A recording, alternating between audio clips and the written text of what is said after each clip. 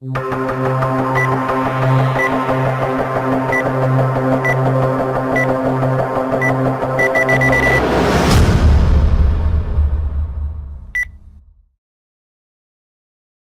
is Lisa from Mobile Tech Review, and today we're going to look at what's going to be one of the hotter notebooks probably for the year. This is the late 2013 edition MacBook Pro 13-inch. Now that means Retina because they're doing away with the non-Retina displays. We have Intel Haswell inside, of course, that lovely Retina display. We're going to look at it now. So here it is, Apple's latest generation MacBook Pro 13-inch. They've dropped the word Retina from the product title, but this is indeed a Retina display. Now, just this week they announced these new MacBook Pro 13 and 15-inch models, and you'll notice that all the non-Retina models are gone except for the base model 13-inch. You can still get the non-Retina 13-inch for now, but it's only $100 cheaper, so honestly, why would you do it? It has last generation CPUs, spinning hard drive, all that kind of thing. This guy here has all the goodness of the Retina, but at a lower price than it used to be, and we always had an issue with the price on the 13-inch for what you got inside. Now it's not such a bad value at all, actually. What do you get here? You get a 13-inch Retina display, 2560 by 1600 pixels, very, very sharp. Intel Haswell inside, and here's an important point, and this really will make a difference for those of you who do very computing-intensive tasks. Instead of the Ultrabook ULV, or they're now called ULT CPUs in here, we have full mobile CPUs. Those are the ones that are usually used on bigger laptops. I mean, your average 15-inch laptop, sometimes your 17-inch laptop, rather than the little skinny Ultrabooks. So more computing power inside here relative to Ultrabooks with ULV or ULT Haswell CPUs inside, and that includes the MacBook Air.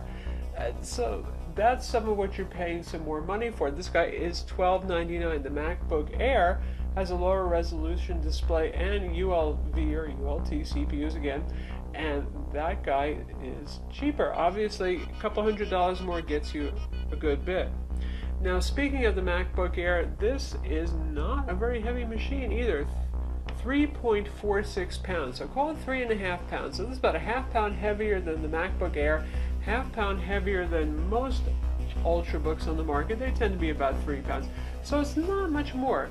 To be honest, I do notice the weight difference when I pick it up though. After I've been carrying the MacBook Air or one of our other Windows Ultrabooks, you do notice the half pound. It's not quite as, oh my god, it's so feather light, I can't believe it. It's got some heft to it. But still, it is only 3.5 pounds. It's not really heavy.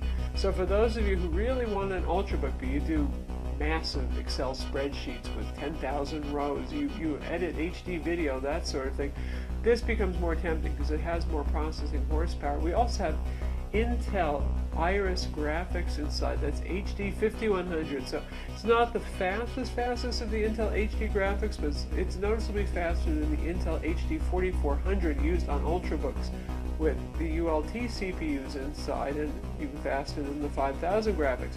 It's about comparable to a lower end dedicated GPU, maybe like NVIDIA GT 630 or 640 to give you an idea of the mobile M versions of those. So it's enough to give you a little kick to play something like Diablo or World of Warcraft 3. We'll show you Diablo 3 in a minute, as a matter of fact. Typical of the MacBook Pro design, it's pretty much the same thickness all the way around. Beautiful attention to detail. We don't have to tell you about that. I mean, the fit and finish on this thing is perfect. Beautiful aluminum unibody design. Not a rough seam anywhere. Nice to look at. Bottom here with our usual rubber feet, a whole lot of teeny Torx screws. Honestly, folks, there is no point in taking the bottom off of this machine because it's pretty much not repairable if you open it up. You're going to have to send it in Apple. If the batteries are glued inside, for example, you could get to the SSD drive if you want to replace it. Now, this uses the new PCIe with the gumstick form factor SSD. Those are pretty hard to find right now. RAM is soldered on board. The Airport wireless card 802.11ac Broadcom chips inside, that is socketed and that is upgradable too. So typical again of Ultrabooks, there's not a lot to get to, and the battery in fact is a little bit more obnoxious because they darn well glue that thing in. Notice here we actually have some air vents. That's nice that Apple finally made concessions to design and realized that these machines do need to breathe, so not just the vents right where the display meets the body of the laptop anymore, a little extra. Generally speaking, it's pretty quiet. It's metal on the bottom. You can feel some heat if you're doing something like, well, like I was doing, playing Diablo 3. It's not going to fry your skin off if you're wearing shorts, but you probably wouldn't want it against your legs if you're doing some compute intensive. If you're just using web browser and email, no, it's not going to get warm. Fan is typically hardly on. That's normal for Apple these days. They really don't like to run the fans unless they have to. Again, if you're doing something like Diablo 3 or some massive computing kind of endeavor, then the fans will kick on. Particularly if you're doing 3D gaming, you'll hear the fan blowing just like you would on any laptop. Rigid, no flex. The usual Apple logo that lights up, courtesy of the backlighting of the display. Now on the side here we have MagSafe 2 power connector. We have two Thunderbolt 2 ports now, even faster. USB 3.0 port on this side, combo mic headphone jack right here. On the other side we have another USB 3.0 port, full-size HDMI port, and a micro SD, an SDXC SD card slot right there. So, kind of typical ports for Apple, enough to get by on. Certainly you can always use a USB hub if you need to. The usual nice sculpted cutout here, so when you lift up the display, you've got a little place to grab on it. Pretty stiff as always with Apples. I like to use two hands to open it up, and you see inside the usual Apple great trackpad. Nice large glass trackpad, does multi-touch gestures well, very smooth. You know, they make the best. As long as you're running Mac OS. So this is the important part to get to, because I know a lot of you are going to say, what about this compared to the Samsung Book 9 Plus or the Acer Aspire S7 Windows machines? What operating system do you want to run? Macs are awesome when you're running Mac OS 10, and by the way, this ships with Maveriks, the latest, greatest operating system, 10.9 from Apple. Not so much if you're running Windows under Boot Camp. Now, some of you are just going to use Parallels, and that's a virtual machine environment, basically, where you're running full Windows inside, like as if it was an application on your Mac. But for those of you who are going to Boot Camp back and forth, the drivers on the Windows side, metza. There goes your battery life. The cooling isn't quite as efficient. The trackpad driver isn't as great. So, great machine to buy if you want to run Mac OS 10, or if you're going to use Parallels and just occasionally visit the world of Windows, or maybe more than occasionally. But I really, for those people who just want to permanently boot camp into Windows on these, I always say just go get a Windows machine to start with. Usual awesome keyboard right here, backlighting. Ambient light sensor works well with that. You can adjust the backlighting levels. Always Apple makes a really nice responsive keyboard. Pretty good key travel and relief. This is not as skinny as the MacBook Air quite, so we have some room for key travel, and you can see it right here. It's comfortable. It's a very, very nice keyboard. As a typistry, in fact, it's quite good. And the crown jewel on this machine is, of course, this stunning Retina display right here. Ever lovely. We're still looking to see if there's any screen burn-in issue like I have with my first generation Retina 15-inch. So far I haven't seen any. It does take some time to get images to temporarily burn in. Again, that's just a temporary problem when that does happen. This is a lovely display. Now, the Retina displays have always been quite good, but in terms of color accuracy, 100% of sRGB. Now, usually 95% is about as good as we ever see on something like the Sony Vaio Pro 13 and the Samsung Book 9 Plus, and in fact just the regular Book 9. That's pretty good. So you go from 95 to 100% here. I mean, 5% is not huge, but it's a pretty impressive thing when you can say you have 100% of sRGB. For Adobe RGB, we have 75%, which is similar to the competition that I just named, and very good. And in a laptop display, you just don't see full Adobe RGB. Brightness level, very good, over 300 nits. Contrast levels are high at 860 to 1. So yes, it is a stunning display. You can count every single stripe on these zebras and look at every individual blade of grass right there on this nice little desktop pattern. As I mentioned, this comes with OS X Maveriks, which is the latest and greatest, and as you know, Apple has now made OS updates free, so you never have to worry about that again. And we have the base model here, the $1299 model, 2.4 gigahertz Intel Core i5 CPU with turbo boost, 4 gigs of DDR3 RAM on board, and 128 gig PCIe SSD, and that memory is DDR3L. memory, which Haswell requires. Specifically, the CPU is the i5-4258U, and again, it has Intel Iris 5100 graphics. That's a 28-watt CPU as opposed to the lower wattage Ultrabook CPUs, and that's where you're getting your power from.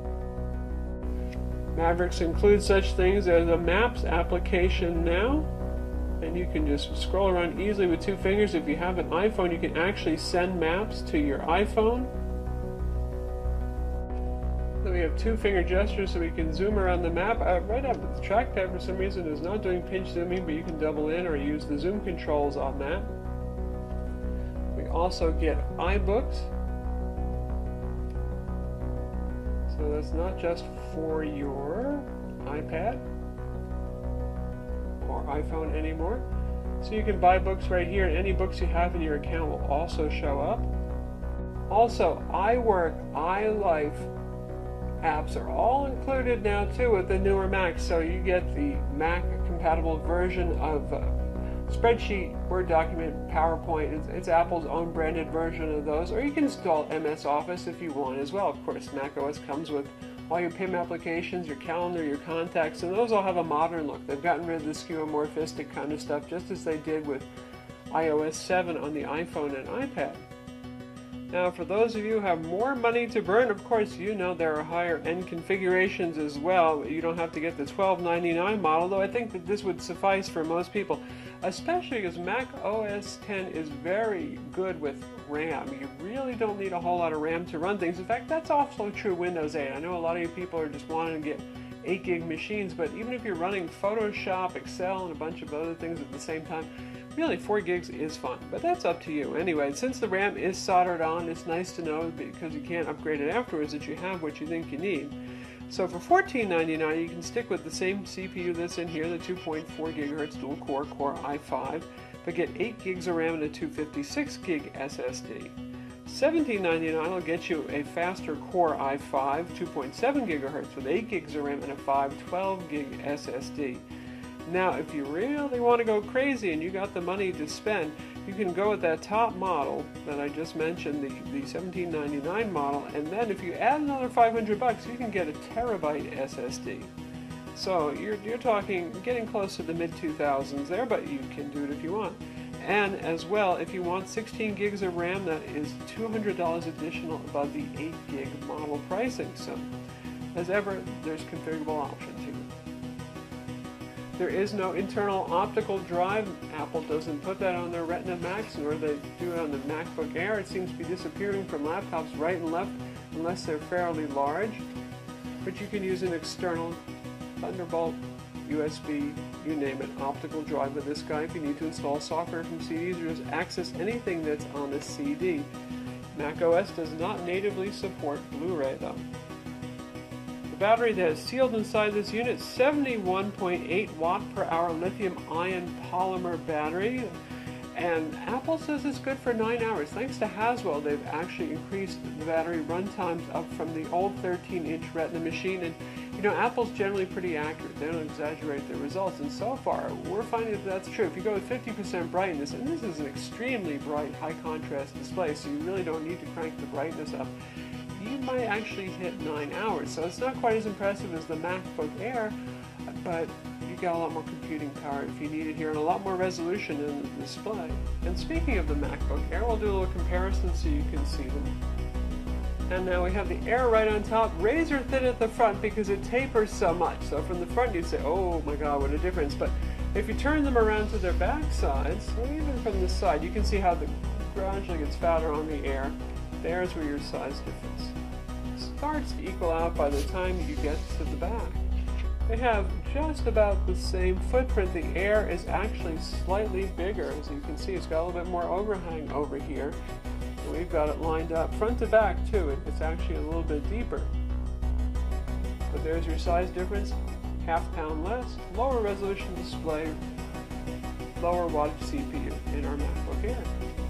Also a couple $100 less money, and plenty enough computing power for many people.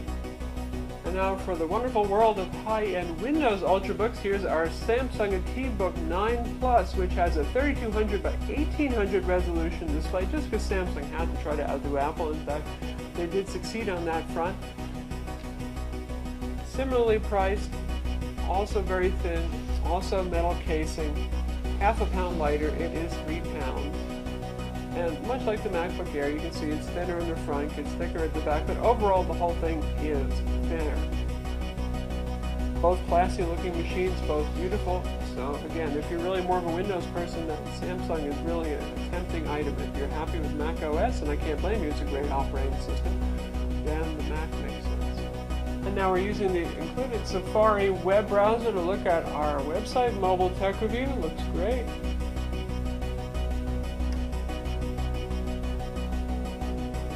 Works very fluidly. Of course, you know, it's a full power computer. That's not going to be a problem.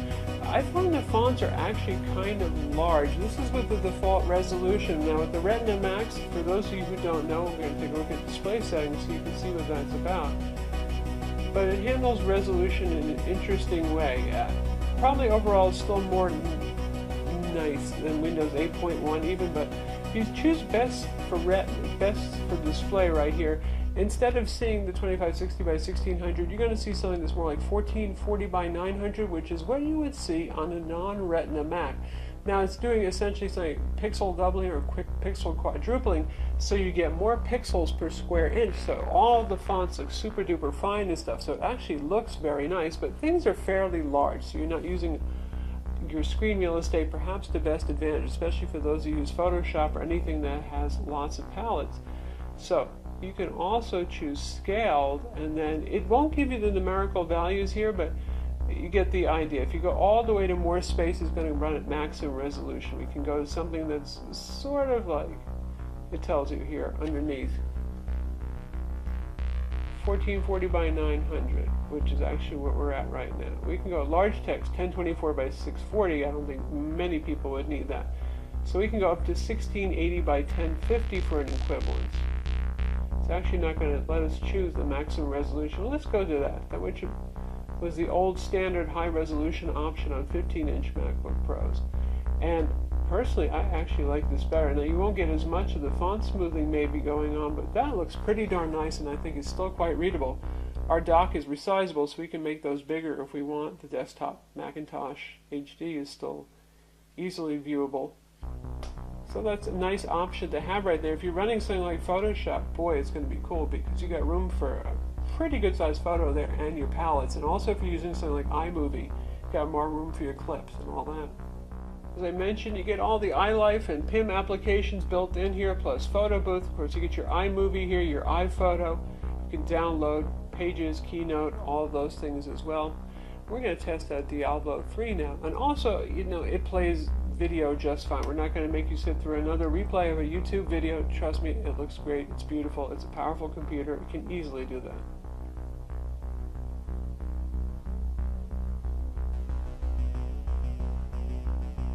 So here we are in Diablo 3. Let me show you our settings first. Now, they still have a bug where hitting Command R does not show you frames per second, unfortunately, but you have to do it by eyeballing. So we've got a 1968 by 1230, which is sort of like, you know, the close to 1920 by 1080. Texture quality we left at high because it does look nicer. Medium shadow quality. Physics we set down to low. Flutter density is at medium. We turned off anti-aliasing. And you can hear the fan running a little bit right now.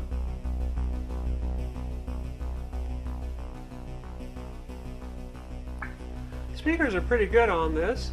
Let's see if we can fight some bad guys.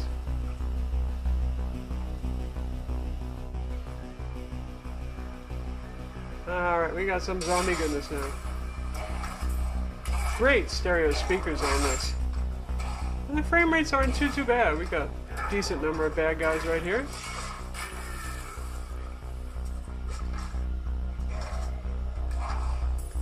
Glossy display can be a little bit trying in a dark game like this. But overall, it's doing pretty well. And that's at high resolution with moderate settings.